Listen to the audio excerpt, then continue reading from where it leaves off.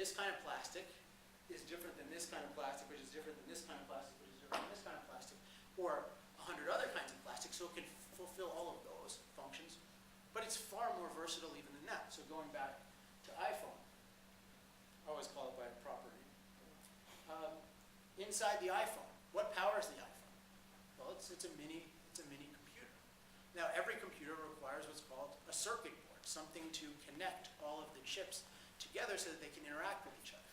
And in order for that to work, the electricity that's traveling between the different chips needs to be insulated properly so it can flow optimally so you never have problems with your iPhone. And this is true for every computer. So every computer has the plastic outside, but it also has the circuit board inside.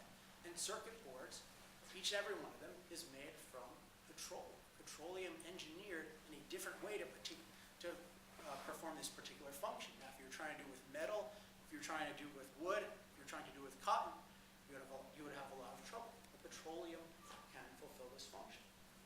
Let's just go around the room. This particle board, 30% petroleum, makes furniture much cheaper. This fabric, which is cheap and durable to last a long time to keep the university's expenses low, this is a petroleum fabric. This is some form of polyester. The plastic here is petroleum. The particle board thing here is petroleum. The bottom of your shoes, you think they're rubber maybe, but they're not rubber. They're synthetic rubber, which is cheaper, so your shoes become cheaper and more durable than natural rubber. That is also a petroleum product. My glasses, if I get clumsy, and if I drop my glasses on the floor, they won't shatter because they've been engineered with the unique properties of petroleum to be shatterproof. If I accidentally scratch them against the table, they won't scratch because they have a special petroleum coating that's scratch-proof.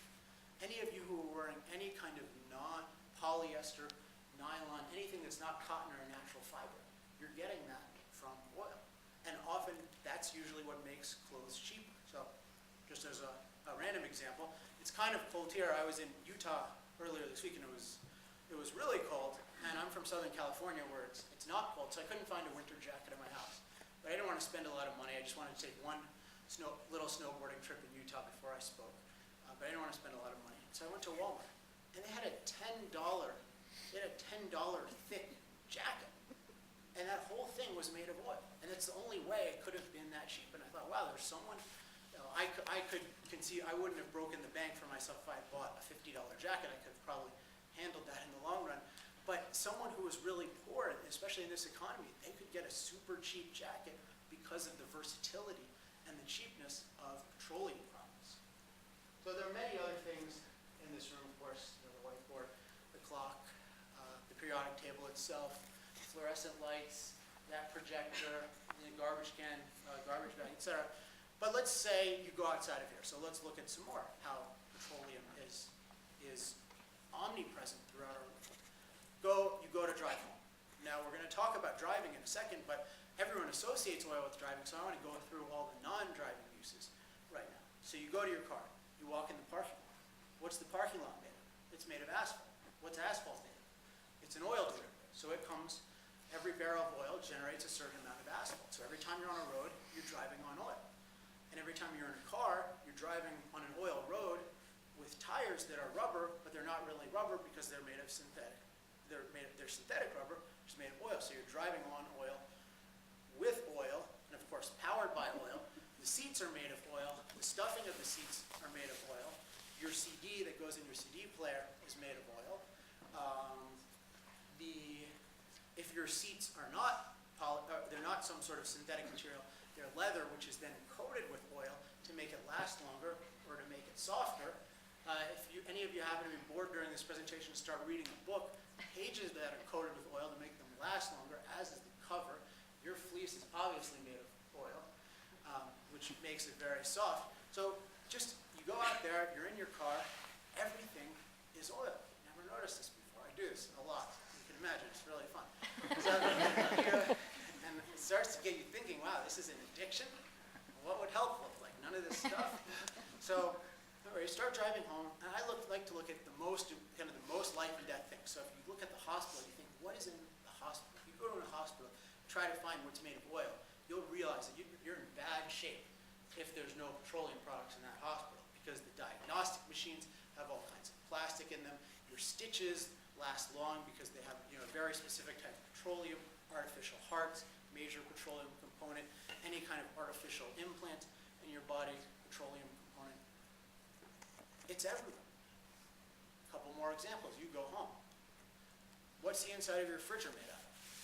It's made out of plastic. Now imagine it's made out of plastic for a particular purpose. It's not some conspiracy by big oil that they paid off all the refrigerator manufacturers to make the inside out of plastic.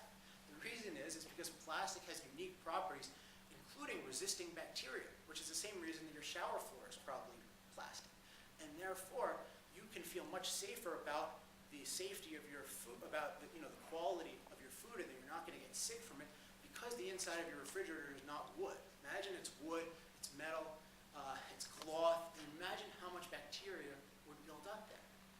Or also look at the fruit and vegetables in your refrigerator. Now maybe some of you buy organic, which doesn't use fertilizers and pesticides. In that case, you're probably pretty financially well off.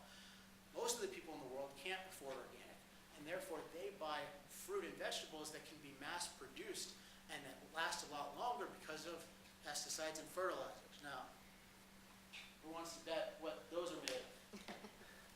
So those are both petroleum products as well.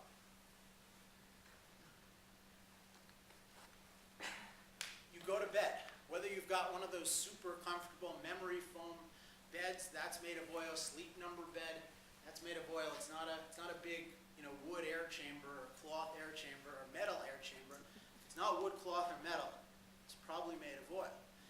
Or if you have a really cheap mattress, oil, polyurethane, stuff. So oil is everywhere. And it's everywhere because it has amazing versatility as a material, and it's been engineered by the hated oil industry into all of these incredibly valuable uses. So that's stage one of our sightseeing tour. Oil as a foundational material for our society, and in particular, a foundational material for just about any innovation that comes up. When you see a new product, you can almost bet that it's going to have a major petroleum component in it because of the versatility of the petroleum. So that's about 15% of that 1 billion gallons a day we use is for one form of petroleum product or another. Oh, one thing, two more things that I forgot about that are, I think, really important. Carpet, so if you're walking in your room, you're glad that your feet don't get cold. Carpet is just about all made of petroleum. Oh, another one, paint is oil-based. But one of my favorites that we almost never think about is, why is this room pretty comfortable right now? Outside, I was not comfortable. As an adopted Californian, I was not comfortable outside. My friend thankfully lent me his petroleum jacket. But why are we comfortable inside here without that? Well, one thing is because we have heating, which is either powered by fuel oil, by heating oil, or by natural gas, which is discovered in conjunction with oil. But the other reason is because the room is insulated. It's got insulation. And insulation is incredibly valuable for saving us money on energy and for keeping us warm and keeping us cool when we need to. Insulation is another petroleum. So our whole world is being made better continuously by petroleum. So that's stage one. Let's go to stage two. Now I have to admit, so I've pointed out all these things are made of oil. Not everything in the world is made of oil. That I'll admit. Although sometimes I feel like it would be a better presentation if it were. But in all seriousness, crops, food are not made of oil, metal, wood. But they're still incredibly dependent and on and interconnected to oil. Why? Well, where do we get wood from? It's not just laying in convenient pieces in our backyards outside here. Where do we get metal from? Where do we get coal from? Where do we get any of these things from? Well, we have to extract them from nature. So all the raw materials that compose our civilization have to be extracted, and they almost always have to be extracted from remote locations, from some place new that we haven't visited before. And what that requires